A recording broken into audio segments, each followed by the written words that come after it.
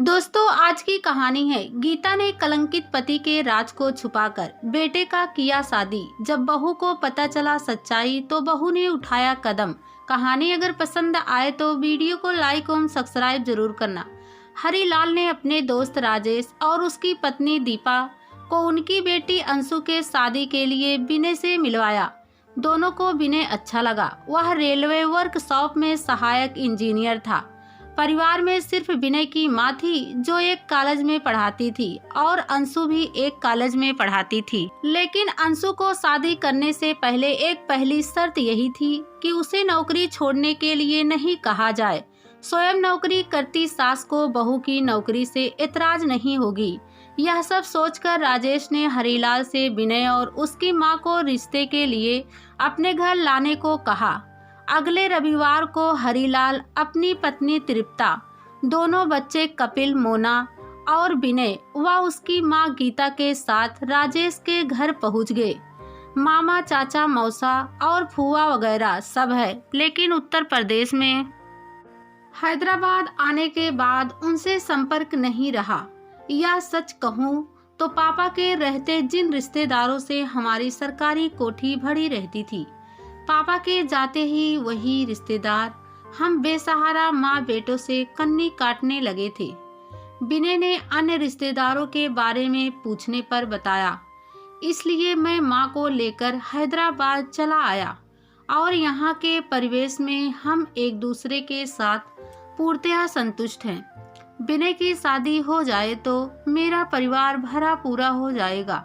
गीता ने कहा, आप अंशु को पसंद कर ले तो वह भी जल्दी हो जाएगा। हरिलाल ने कहा, हम तो आपके बताए विवरण से ही अंशु को पसंद करने यहाँ आए हैं, लेकिन हम भी तो अंशु को पसंद आने चाहिए। गीता हंसी। अंशु की पसंद पूछ कर ही आपको यहाँ आने की तकलीफ दी है। दीपा ने भी उसी अंदाज में कहा, हमारी बेटी की एक ही शर्त है कि आप उसे नौकरी छोड़ने को ना कहें। नहीं कहूँगी, लेकिन एक शर्त पर कि यह भी कभी मुझे नौकरी छोड़ने को नहीं कहेगी। तो फिर तो बात पक्की है, मुंह मीठा करवाओ दीपा बहन। तृप्ता के कहने पर दीपा मिठाई ले आई। चाय नाश्ते के बाद हरिलाल ने कहा कि अब सगाई शादी की तारीख भी तय कर लो। वह तो आप कब छुट्टी देंगे उस पर निर्भर करता है सर। विनय बोला, इस पर भी कि वे स्वयं कब छुट्टी लेते हैं, क्योंकि सब कुछ उन्हें ही तो करना है। गीता राजेश और दीपा की ओर मुड़ी। जिस तरह से उन्होंने यह शादी की बात चलाई है, उसी तरह से तृप्ता भाभी और जीवन भैया विनय के अभिभावक बनकर बहू के गृह प्रवेश तक की सभी रस्में निभाएंगे। आप अब क्या करना है या कैसे करना है उनसे ही पूछिएगा। रहा लेने देने का सवाल तो मुझे बस आपकी बेटी चाहिए और अब इस विषय में मुझसे कोई कुछ नहीं पूछेगा। गीता आराम से सोफे से पीठ लगाकर बैठ गई।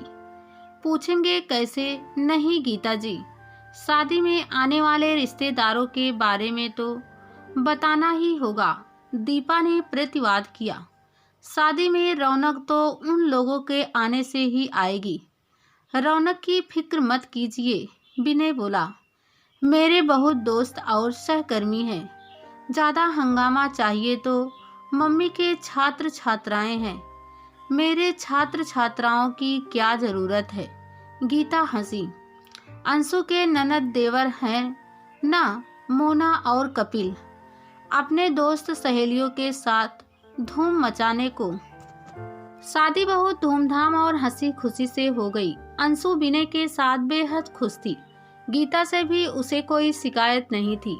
कोचिंग कक्षाएं तो सुबह शाम ही लगती है, सो गीता सुबह से ही जाती थी और अंशु के कॉलेज जाने के बाद लौटती थी। दिन भर घर में रहती थी। नौकरानी से सब काम भी करवा लेती थी। अंशु को घर लौटने पर गरम चाय नाश्ता मिल जाता था। कुछ देर गपशप के बाद गीता फिर कॉलेज चली जाती थी और अंशु पूरी शाम विनय के साथ जैसे चाहे बिता सकती थी। संक्षेप में सास के संरक्षण का सुख वगैरह किसी हस्तक्षेप या जिम्मेदारी के। 1 साल पलक झपकाते गुजर गया। माँ बेटे में रात को ही बात होती थी, लेकिन कुछ रोज से अंशु को लग रहा था कि गीता कुछ असहज है। वह विनय से अकेले में बात करने की कोशिश में रहती थी। अंशु के आते ही बड़ी सफाई से बात बदल देती थी। अंशु ने यह बात अपनी माँ दीपा को बताई। विनय के सिवा बेचारी का अपना सगा कोई और तो है नहीं जिससे कोई निजी दुख सुख या पुरानी यादें बांटे, तो खुद ही उन्हें अकेला छोड़ा कर। और विनय से भी कभी मत पूछना कि माँ उससे क्या कह रही थी। दीपा ने समझाया। एक रात सबने खाना खत्म ही किया था कि बिजली चली गई। विनय और गीता बाहर बरामदे में बैठ गए और अंशु मोमबत्ती की रोशनी में मेज साफ करके रसोई समेटने लगी। काम खत्म करके उसने बेख्याली में मोमबत्ती बुझा दी। स्ट्रीट लाइट की रोशनी में बरामदे का रास्ता नजर आ रहा था। वह धीरे से उसी के सहारे आगे बढ़ गई। तभी उसे बरामदे से माँ बेटे की वार्तालाप सुनाई दी। विनय कह रहा था, कितनी भी सिफारिश लगवा लूं, रेलवे से तो भी 3 बेडरूम वाला घर नहीं मिल सकता माँ। कई हजार रुपया किराया देकर बाहर ही घर लेना पड़ेगा। सोच रहा हूँ इतना किराया देने से बेहतर है अपना फ्लैट ही खरीद लें।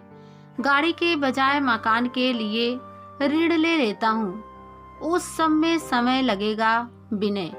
हमें तो 3 कमरों का घर जल्दी से जल्दी चाहिए। गीता के सुर में चिंता थी।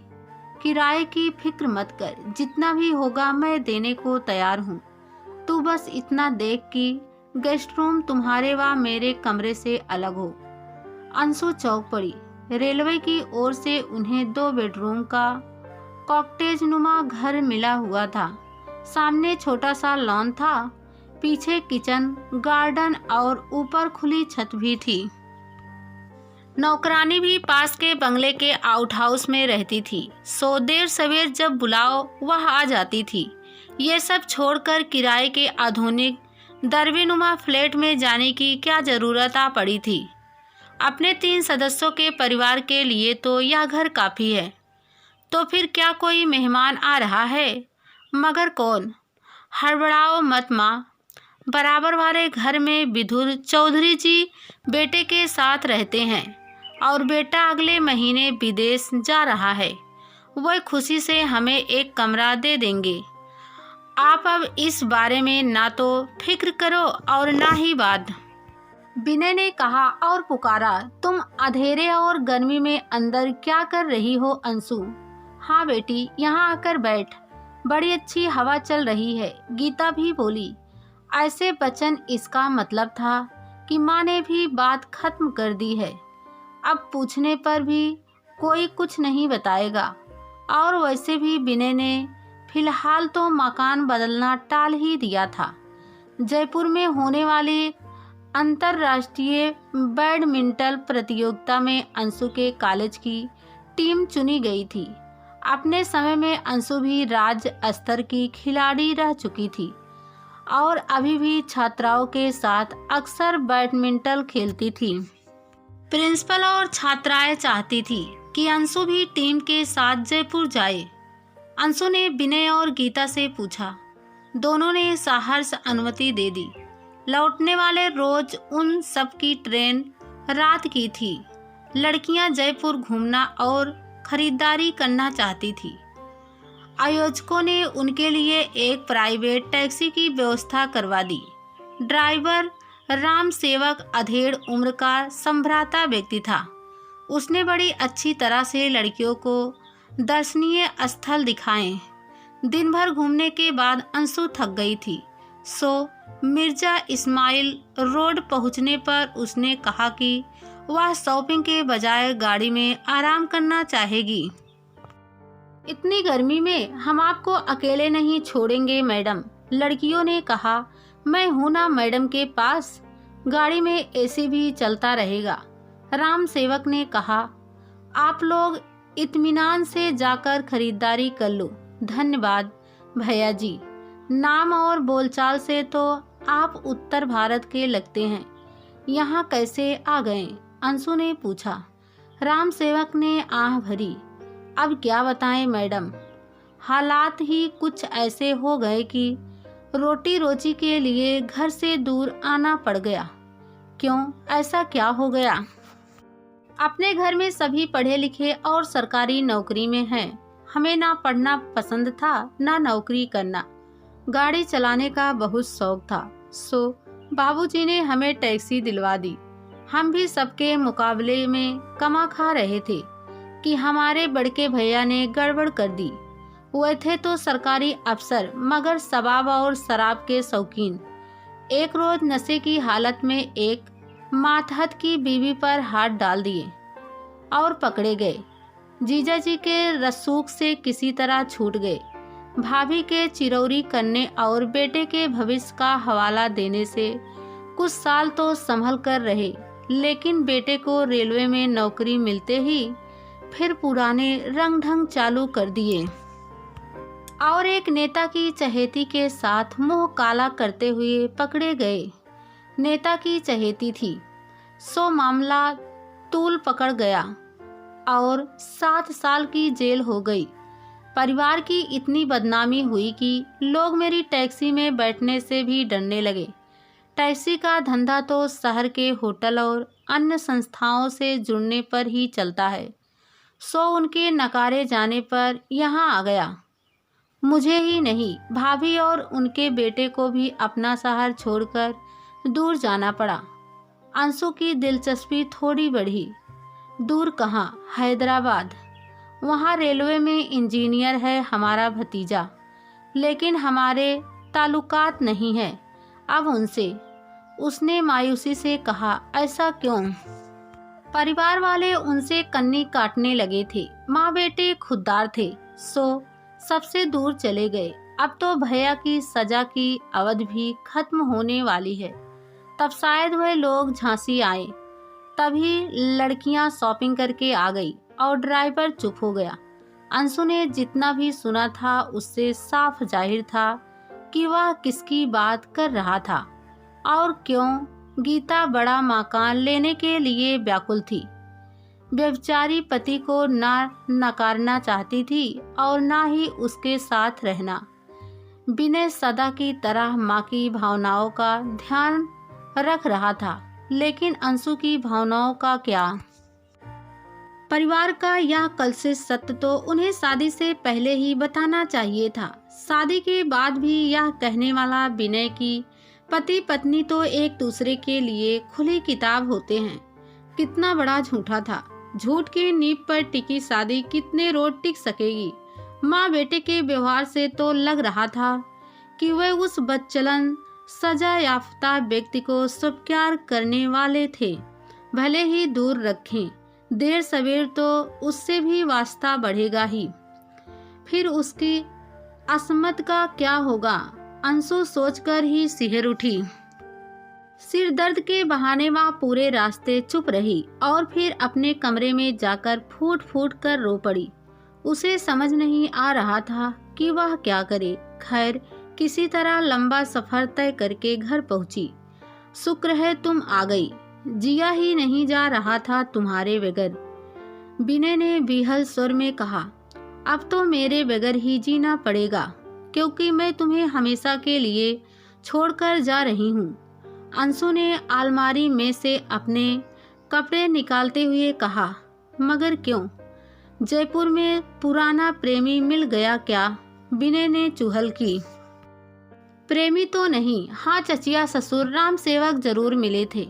मैंने तो तुम्हें अपने जीवन के मूक प्रेम के बारे में भी बता दिया था, जिसका ताना तुमने मुझे अभी दिया है। लेकिन तुमने और माँ ने अपने परिवार के उस घिनौने सच को छिपाया हुआ है, जिसके लिए अपनों से मुंह छिपाकर तुम यहाँ रह रहे हो। झूठ की बुनियाद पर टिकी शादी का कोई भविष्य नहीं होता विनय, और इससे पहले कि वह भरभरा कर गिरे, मैं स्वयं ही यह रिश्ता खत्म कर देती हूँ। तुरंत तलाक लेने के लिए सच्चाई छिपाने का आरोप काफी है। वैसे तो तुम्हें सजा भी दिलवा सकती हूँ, लेकिन अगर चुपचाप तलाक दे दोगे तो ऐसा कुछ नहीं करूँगी। अंशु ने सूटकेस में सामान भरते हुए कहा। विनय हतप्रभ हो गया था, फिर भी संयत स्वर में बोला, तुमने जो सुना वह सच है, लेकिन जो झूठ की बुनियाद वाली बात कही है वह सही नहीं है।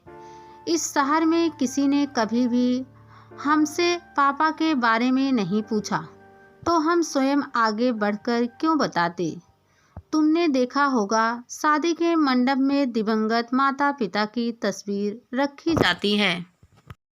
तुमने भी तो कभी नहीं पूछा कि घर में पापा की कोई तस्वीर क्यों नहीं है, या कभी उनके बारे में कोई और बात पूछी हो। मैंने और माँ ने यह फैसला किया था कि हम स्वयं पापा के बारे में किसी को कुछ नहीं बताएंगे, मगर पूछने पर कुछ छिपाएंगे भी नहीं। अब किसी ने कुछ नहीं पूछा तो इसमें हमारा क्या कसूर है। एक बात और, माँ विधवा की तरह नहीं रहती, सादे मगर रंगीन कपड़े पहनती है और थोड़े बहुत जेवर भी, लेकिन सिंदूर या बिंदी तो नहीं लगाती। अंशु को पूछने के लिए यही मिला। तुम लगाती हो? तुम्हारी मम्मी या तृप्ता आंटी? विनय ने पूछा। कितनी सुहागनें मांग भरती है या पाँव में बिछिया पहनती हैं आजकल। हमने सच को छिपाने का कोई प्रयास नहीं किया है अंशु। अच्छा, और यह जो मुझे बगैर बताए लोन लेकर बड़ा मकान बनाने की योजना बना रहे हो, उसे क्या कहोगे? अंशु ने व्यंग से पूछा। योजना ही है, लिया तो नहीं। पापा के यहाँ आने का पक्का होने पर तुम्हें सब बताने की सोची थी, क्योंकि पापा यहाँ आएंगे। यह अभी पक्का नहीं है। वह बहुत बदल चुके हैं और उन्हें संसार से विरक्ति हो गई है। केरल से कोई सज्जन जेल में श्रद्धांजलि देने आते हैं और पापा अपना शेष जीवन उनके त्रिचूर आश्रम में बिताना चाहते हैं। तुम्हें कैसे मालूम है? अंशु ने उसकी बात काटी। क्योंकि मैं बगैर माँ को बताए सरकारी काम का बहाना बनाकर पापा से मिलने झांसी जेल में जाता रहता हूँ। अदालत की पेशी के दौरान मैंने पापा की आंखों में पश्चाताप देखा था, सो मैंने उन्हें माफ़ कर दिया, लेकिन माँ पर मैंने अपनी मनसा नहीं थोपी और ना ही अभी से उन्हें यह बताना चाहता हूँ कि पापा यहाँ नहीं रहेंगे। रिहाई के रोज माँ मेरे साथ उन्हें जेल से लेने जाएंगी। तब कह नहीं सकता दोनों की क्या प्रतिक्रिया होगी। पापा को घर लाना चाहेंगी या स्वयं उनके साथ त्रिचूर जाना, या पापा को अपने रास्ते जाने देना और स्वयं जिस रास्ते पर चल रही है उसी पर चलते रहना। मेरा यह मानना है अंशु कि जिसको जो उचित लगता है वही करना उसका जन्म सिद्ध अधिकार है और उसमें टाड़ा अड़ाने का मुझे कोई हक नहीं है। यानी तुम्हें छोड़ने का फैसला मेरा जन्म सिद्ध अधिकार है? अंशु ने शरारत से पूछा।